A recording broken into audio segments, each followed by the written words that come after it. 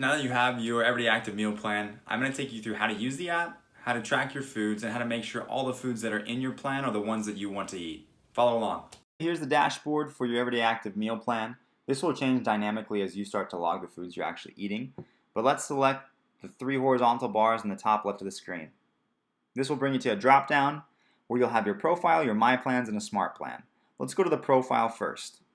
Here in the profile is where you're going to set your height, your weight, your activity level, and your fitness goals. And I need you to keep these as updated as possible because based off of all of these factors, I will know how much food you actually need to eat per day. In order to change them as they fluctuate over time, select the square with the pencil in it, and then you can change them accordingly. This is also where you can tell me your meal plan preferences. Let me know if you're gluten-free, if you're vegan, lactose-free, whatever, so that I can make sure that you have the right foods for your diet.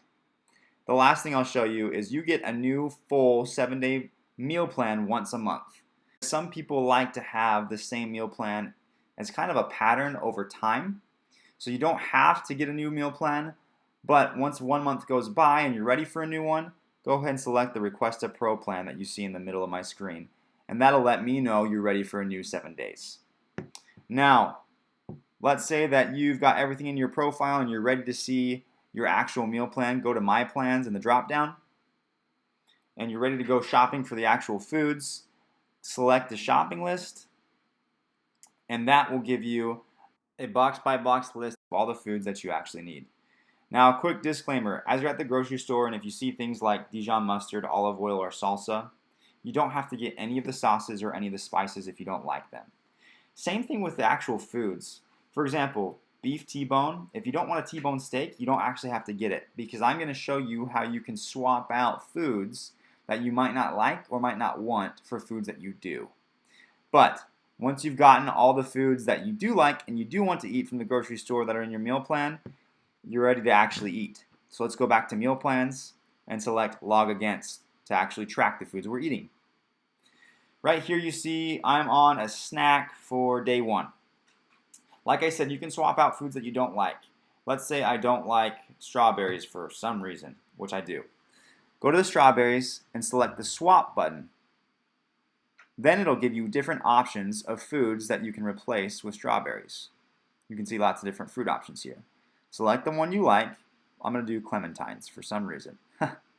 And then it'll put them in there for you. If it gives you a weird count, like 3/8 of a clementine, just get as close as you can. Round it up to a half. You don't have to be perfect with that either. If there's foods that you really like, make sure that you heart them. Like I really like whey protein powder, so I'm going to select as a favorite. The more foods that you favorite, the more I know to include them in your subsequent plans.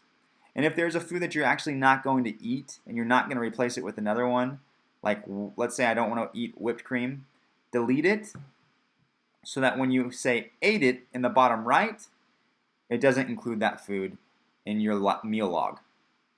All right, last thing I'm going to show you is a really cool feature called the Smart Plan.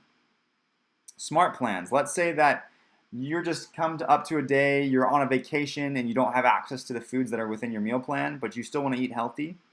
If you click log against, then ask yourself what type of food you actually need to eat to keep to a relatively close spot in your plan. Do you need a carbohydrate? Do you need a protein or a fat? Select the one that you need, like protein, and then it'll give you different options for foods that are high in that macronutrient that you need. So you need to do a little bit of work in understanding what you need to stay close to your plan, but this is a perfect way for you to get a healthy option that sticks to it. All right, that's the last feature I wanted to show you. If you have any other specific questions, let me know. And just remember, you can always shoot me a message within the Trainerize app or an email, and I'll get back to you within 24 hours. Okay, thanks.